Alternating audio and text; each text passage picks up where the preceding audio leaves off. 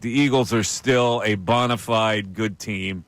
I still think they're the best team in the NFC. They're not going to get a chance to play that NFC title game at home after what happened yesterday.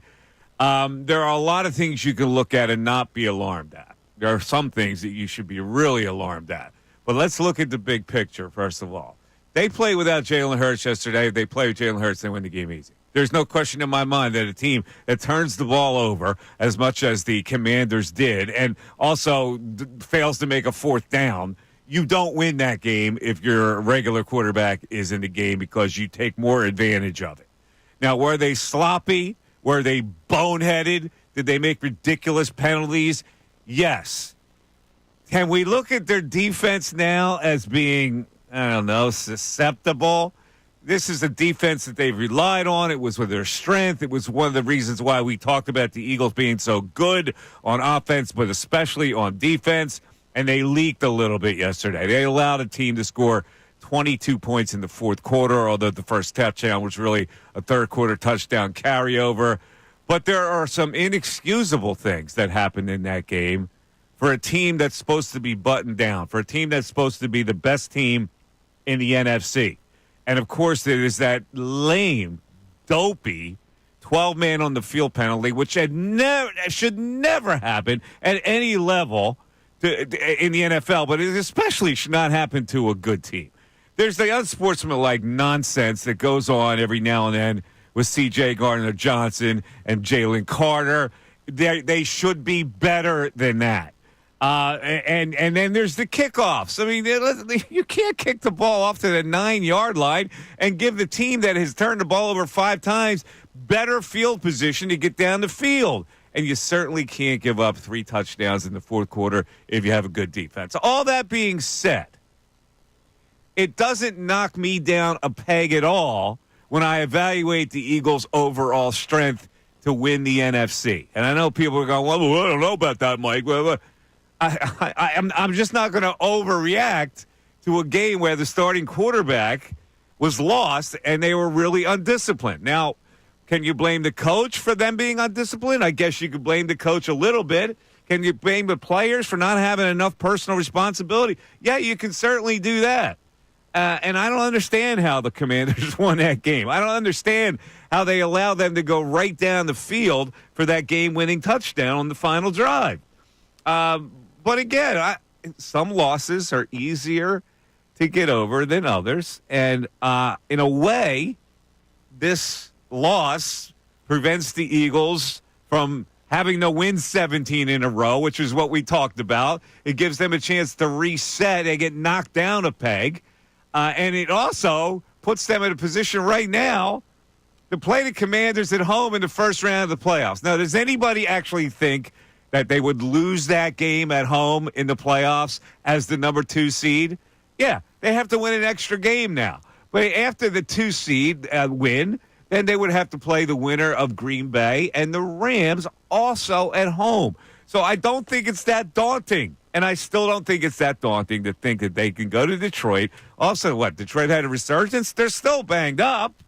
They won a game yesterday. Yes, they're still lacking some strength. So the loss yesterday, while it was irritating, does not deter me into thinking the Eagles can't win the NFC. So let's go to my partners, Bill and Ray Dunn, who's heroic work from Ray. We'll explain in a second that Ray Dunn just got off an airplane, and now he's sitting in the catbird seat producing this particular Football Monday today. But, Bill, your thoughts on what happened yesterday? Yes, I'm right there with you, Mike. I'm never happy after a loss, but we talked a lot last week. If they were to lose this game to the Commanders, would we be worried about the Philadelphia Eagles team? And what I said to you was it really depends on how it looks.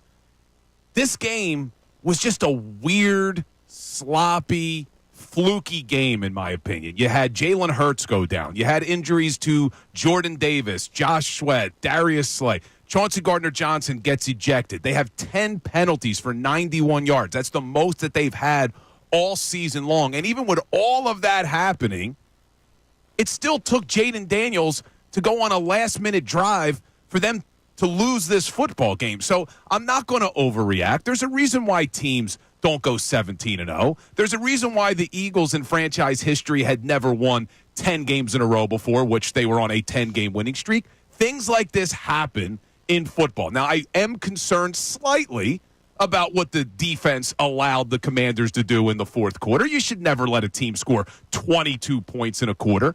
When they hadn't let a team score 22 points in really almost 10 games. In those 10 games that they won, only the Jags scored more than 22. They scored 23. So they only let up 36 points yesterday. That's the only time they've ever done that all season. It's the most passing yards that they've let up since before the bye to the Tampa Bay Bucks. So there were some things with the defense where you're like, what the hell was going on? But you can't expect them to be great every single week. I'm just chalking this up to a weird, fluky, sloppy game. Hopefully this forces them to refocus, and they're better for it. It was very weird. But again, we can look at the drop by Devontae Smith. We can look at the drop by Barkley. But we can look at they still had the game in their hands when Braden Mann kicked off, preceding the final drive. He kicked it to the 9, and special teams gave up a 29-yard return to McCaffrey, but also Sidney Brown lining up wrong to get a penalty, gave him 5 more, so they start the drive at their own 43. And then they played soft defense and allow them to get down the field. But when I look at the key plays of the game, first of all, they had a 14-point lead and a 13-point lead in this game. And they had the interception with 3:06 left that they just kind of squandered. But the key play in the game, I thought, was when they had Jaden Daniels in a 4th and 11 at their own 41. Too long for a field goal. They had to go for it on 4th and 11, and they let him wriggle out for 29 yards down the middle of the field. To me, that was the key play of the whole game. It was frustrating. It was interesting, too. Look, Fangio's done such a great job this season, but there were some of the calls he had in this game that left me scratching my head. Like, they blitzed Jaden Daniels almost double the amount of what they normally have blitzed through the first 15 weeks of the season. So they made a conscious decision. They were going to run a lot of man coverage. They were going to bring the blitz. I just didn't understand it, especially on a 4th and 11. You know Jaden Daniels can beat you with his legs, and they come out in a defense where they leave the entire middle of the field, and you have every one of your corners playing man who have their backs turned to Jaden Daniels. It was a very frustrating play. You're right. That was probably the deciding factor. But back to the kickoff thing. What the hell is going on?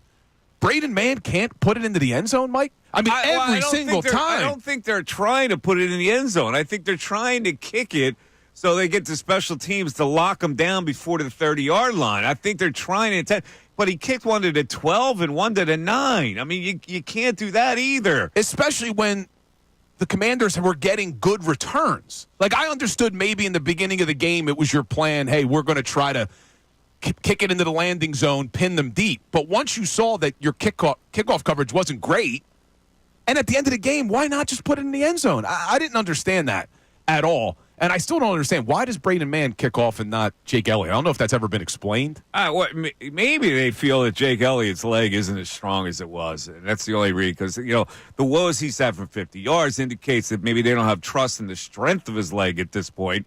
I don't know what it is. But Braden Mann, I think they are trying to say, okay, we got Braden Mann. He's better at getting it high and letting our guys get down there so we get a really good stop on special teams, but it backfired on them both times. And again, listen, I don't want to shortchange the touchdown that made it 28-27. Is just ridiculous with too many men on the field, with Slay not down. I mean, that should never, ever, ever happen with all his assistants on the sidelines. That can't happen where you get Zacchaeus wide open there and he goes for 49 yards. It's ridiculous. A good team doesn't make a mistake like that.